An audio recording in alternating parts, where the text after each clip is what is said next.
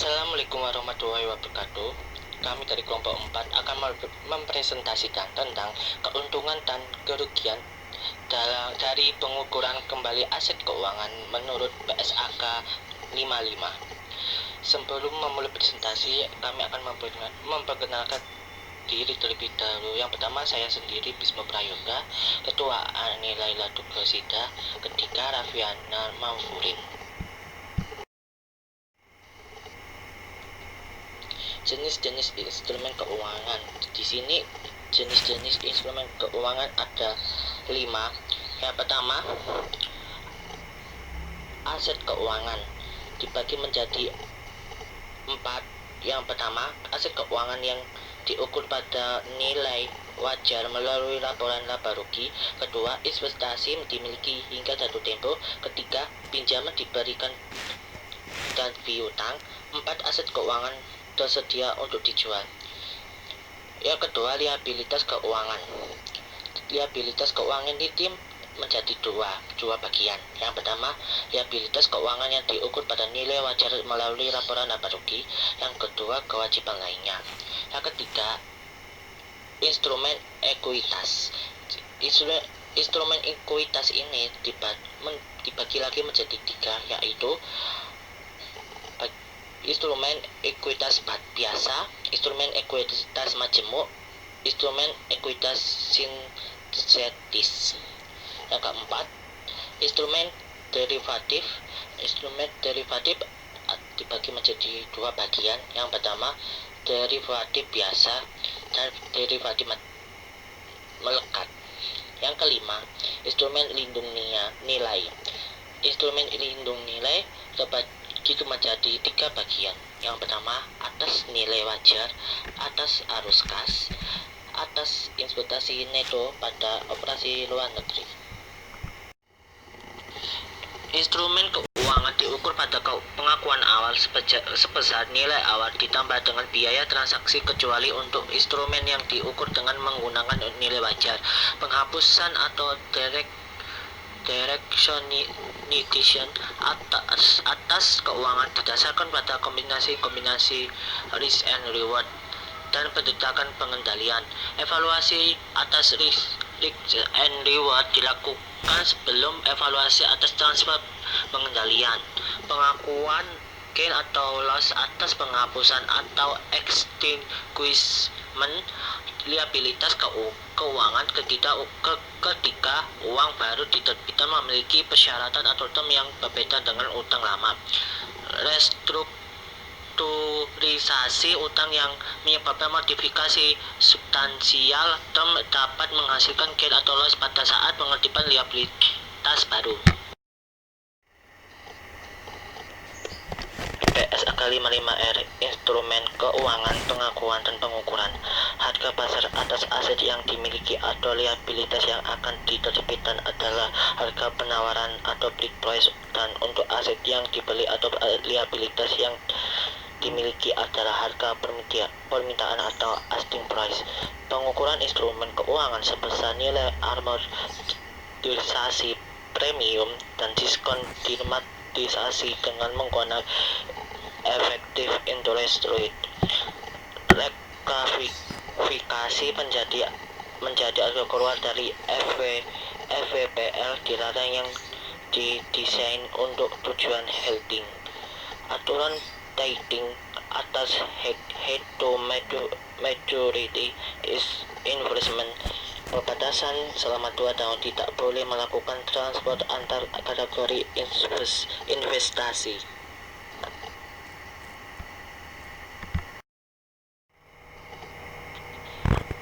4 kategori aset keuangan.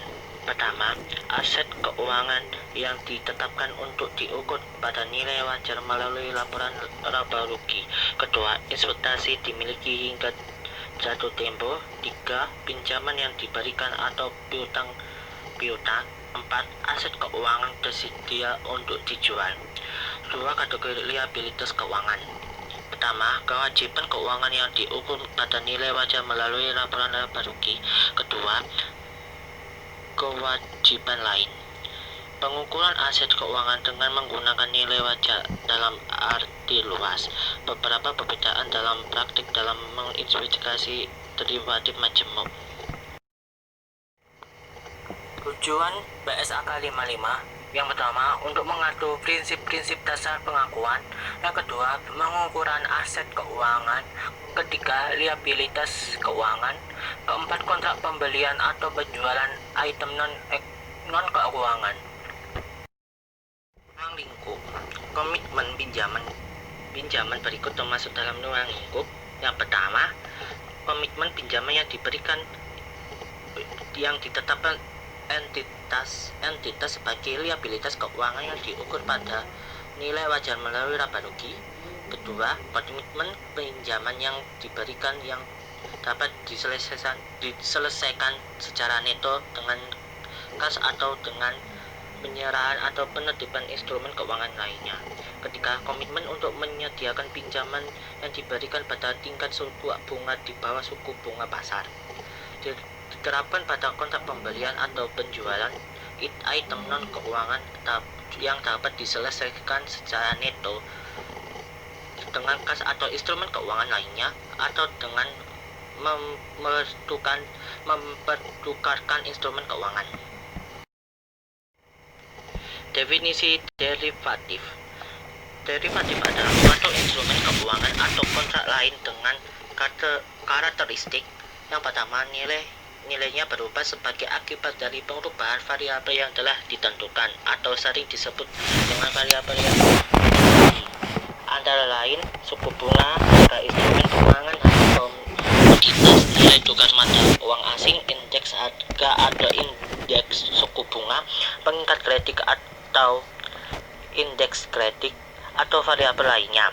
Untuk variabel non keuangan, variabel tersebut tidak berkaitan dengan pihak-pihak dalam kontrak, tidak memerlukan investasi awal neto atau memerlukan investasi awal neto di dalam jumlah yang lebih kecil dibandingkan dengan jumlah yang diperlukan untuk kontrak serupa lainnya yang diharapkan untuk menghasilkan dampak yang serupa sebagai akibat perubahan faktor pasar, diselesaikan pada tanggal tertentu di masa depan.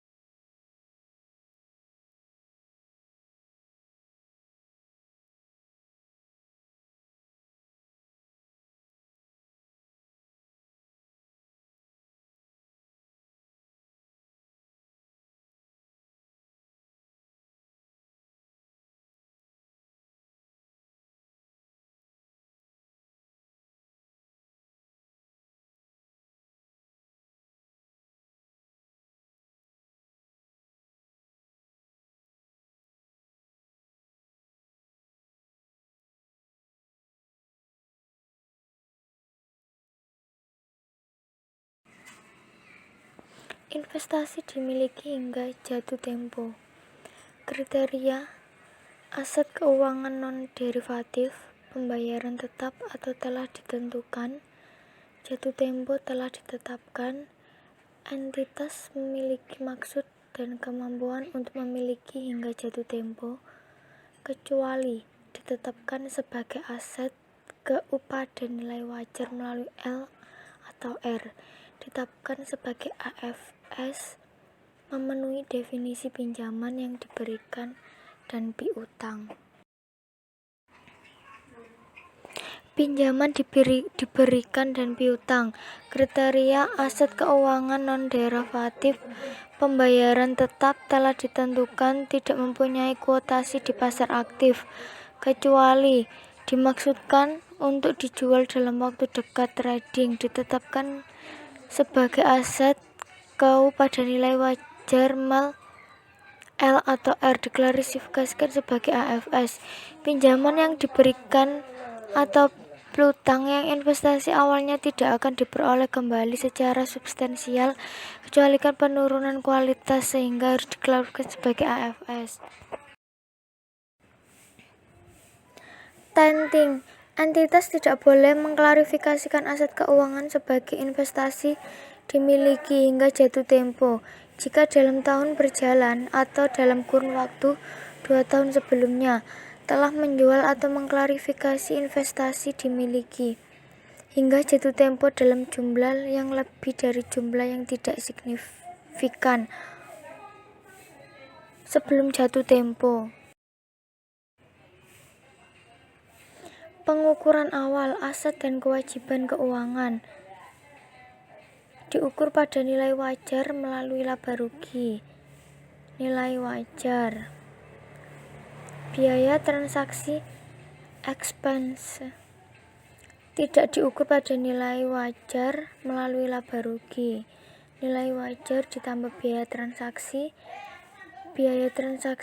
dikapitalisasi.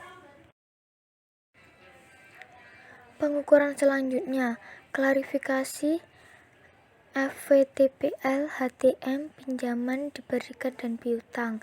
Neraca, nilai wajar, biaya diamortisasi, biaya transaksi dibebankan, dikapitalisasi.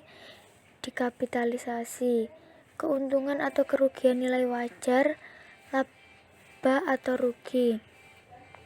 Bunga dan dividen, laba atau rugi, laba rugi. Penurunan nilai, by default, laba rugi. Pembalikan penurunan nilai, by default, laba rugi.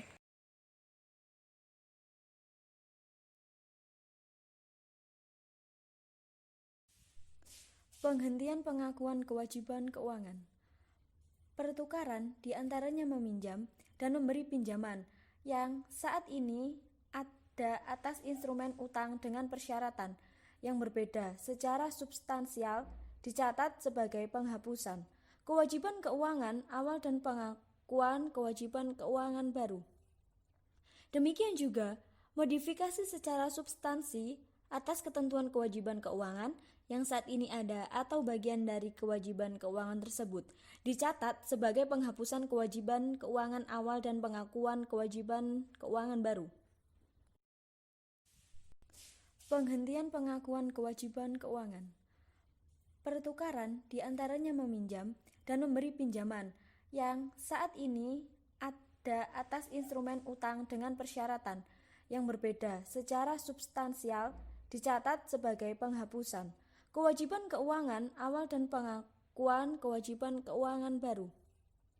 Demikian juga modifikasi secara substansi atas ketentuan kewajiban keuangan yang saat ini ada atau bagian dari kewajiban keuangan tersebut dicatat sebagai penghapusan kewajiban keuangan awal dan pengakuan kewajiban keuangan baru.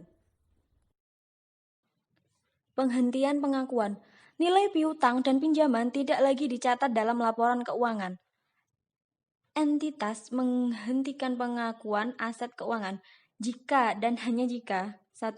Hak kontraktual atas arus kas yang berasal dari aset keuangan tersebut berakhir atau entitas mentransfer aset keuangan yang memenuhi kriteria penghentian pengakuan, transfer manfaat dan risiko. Keuntungan dan kerugian dari pengukuran kembali aset keuangan yang dikategorikan sebagai tersedia untuk dijual. Sesuai dengan PSAK 55 tentang instrumen keuangan, pengakuan dan pengukuran aset keuangan diklasifikasikan sebagai tersedia untuk dijual yang memenuhi definisi pinjaman yang diberikan dan piutang. Jika aset keuangan tidak ditetapkan sebagai tersedia untuk dijual, dapat direklasifikasikan dari tersedia untuk dijual dan entitas memiliki intensi dan kemampuan memiliki aset keuangan untuk masa mendatang dan dapat diperkirakan atau hingga jatuh tempo. Untuk aset keuangan yang direklasifikasi dari tersedia untuk dijual, setiap keuntungan atau kerugian yang telah diakui dalam pendapatan komprehensif lain diakui dalam pendapatan komprehensif lain, kecuali untuk kerugian penurunan nilai dan keuntungan, atau kerugian akibat perubahan nilai tukar. sampai aset keuangan tersebut dihentikan pengakuannya.